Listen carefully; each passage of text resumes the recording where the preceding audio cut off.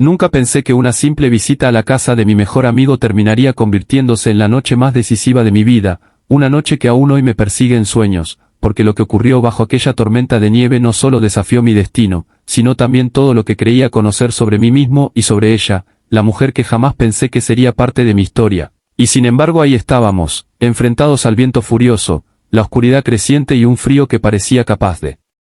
arrancarnos el alma. Todo comenzó esa tarde cuando mi amigo Omar me pidió que pasara por su casa para recoger una mochila que había olvidado en mi auto la semana anterior, pero cuando llegué él no estaba. Sin embargo, su mamá, la señora Elena, sí, y aunque la conocía desde hacía años, ese día había algo diferente en ella. Quizá era su expresión de cansancio o la forma en que miraba por la ventana como si presintiera algo, y cuando me ofreció un té caliente mientras esperábamos a Omar, yo no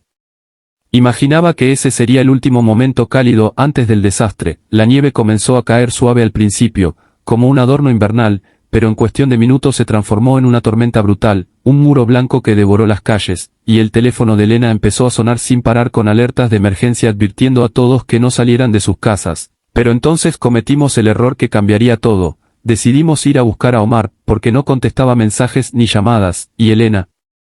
con la voz temblorosa, dijo que él había salido a dejar unos documentos y no había regresado, así que insistió en que debíamos salir a buscarlo, y aunque mi instinto me gritaba que nos quedáramos, esa angustia en sus ojos me obligó a decir sí. Tomé las llaves, la ayudé a ponerse su abrigo grueso y salimos al automóvil, sin saber que la tormenta era más fuerte que nuestra determinación. El viento golpeaba al coche tan fuerte que parecía empujarlo hacia los lados, y la nieve acumulada hacía casi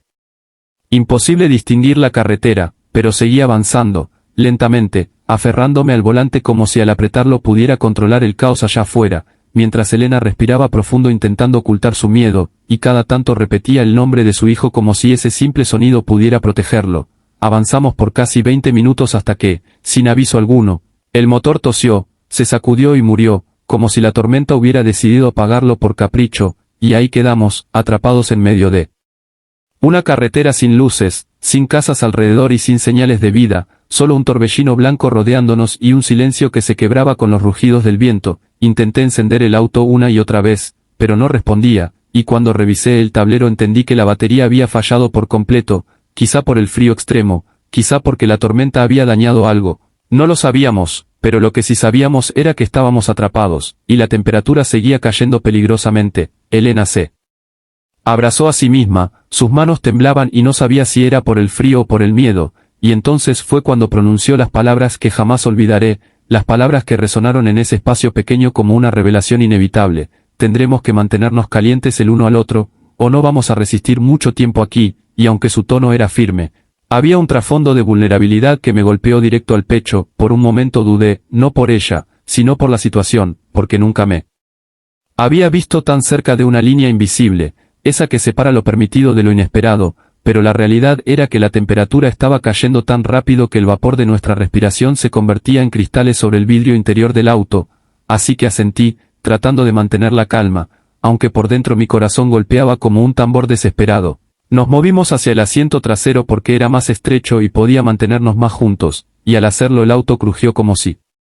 protestara contra la acumulación de nieve en el techo. Ella se recostó contra mí, al principio con distancia, como si aún le avergonzara la idea, pero poco a poco esa distancia desapareció porque el frío era despiadado, y cuando sentí su respiración tibia rozar mi cuello entendí demasiado tarde que esta noche marcaría nuestras vidas. Afuera, el viento azotaba sin compasión, la tormenta convertía todo en una jaula blanca, y cada minuto que pasaba parecía robarnos un poco más de fuerza, así que la rodeé con mis brazos y ella hizo lo mismo, aferrándose a mí con una mezcla de miedo y alivio que me atravesó como un rayo, porque nunca la había visto tan humana, tan frágil, tan real. Hablamos para mantenernos despiertos y evitar la hipotermia, y en esa conversación surgieron secretos que jamás imaginé que compartiríamos, desde sus temores de madre hasta mis inseguridades profundas, y cada palabra nos unía más, como si la tormenta fuera un monstruo dispuesto a revelarnos la verdad de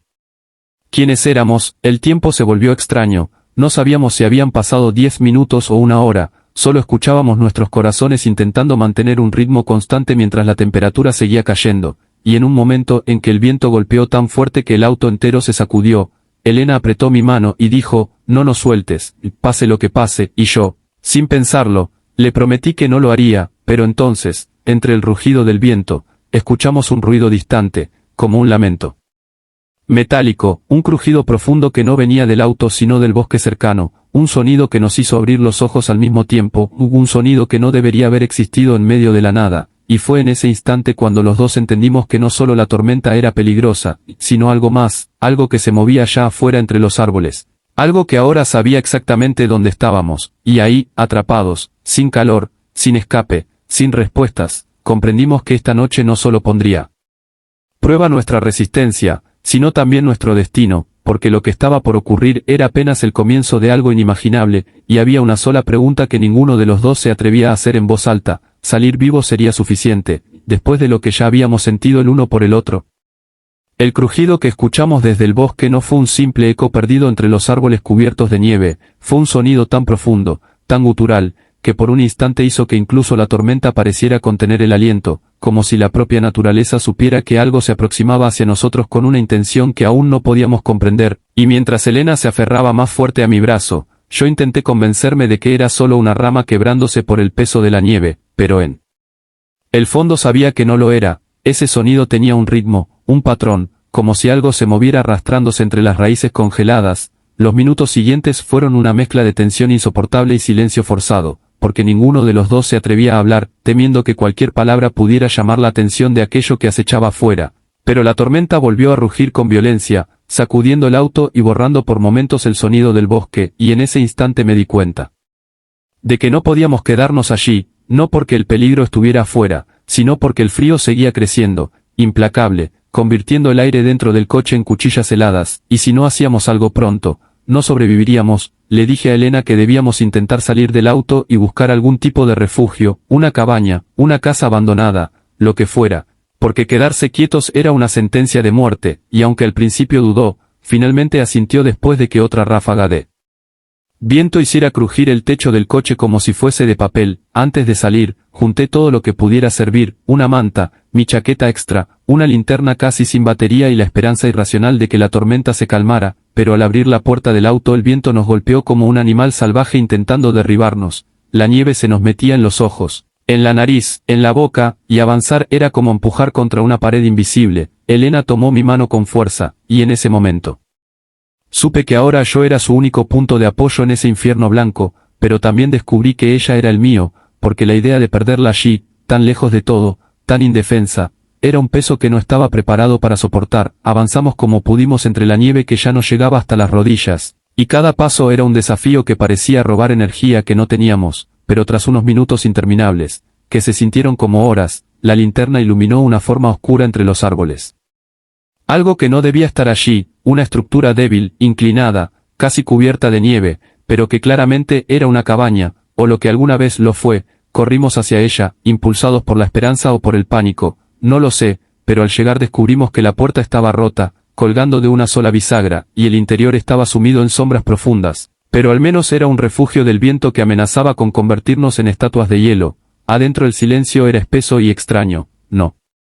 como un silencio natural, sino como si el lugar mismo estuviera conteniendo la respiración esperando algo, y al iluminar el interior descubrimos que la cabaña era más vieja de lo que parecía desde afuera, con muebles rotos, ventanas tapadas con tablas y una chimenea llena de hollín que quizá aún podía servir. Lo primero que hice fue buscar cualquier cosa que pudiéramos quemar, incluso madera húmeda, mientras Elena sacudía la nieve de sus hombros y se arropaba con la manta, temblando, no solo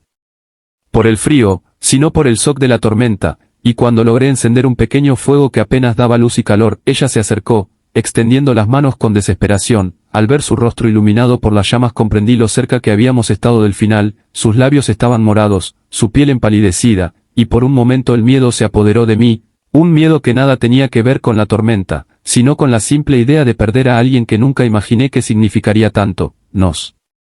sentamos juntos frente al fuego, tan cerca que nuestros hombros se tocaban, y lentamente el color regresó a sus mejillas, y fue entonces cuando ella habló, con una voz suave pero cargada de un peso emocional que jamás había escuchado en ella: no sé qué habría hecho sin ti, no sé si estaría viva ahora. Y esas palabras se quedaron suspendidas entre nosotros, como un puente que no sabíamos si debíamos cruzar, pero que ya habíamos comenzado a recorrer desde el auto. Le dije que siempre la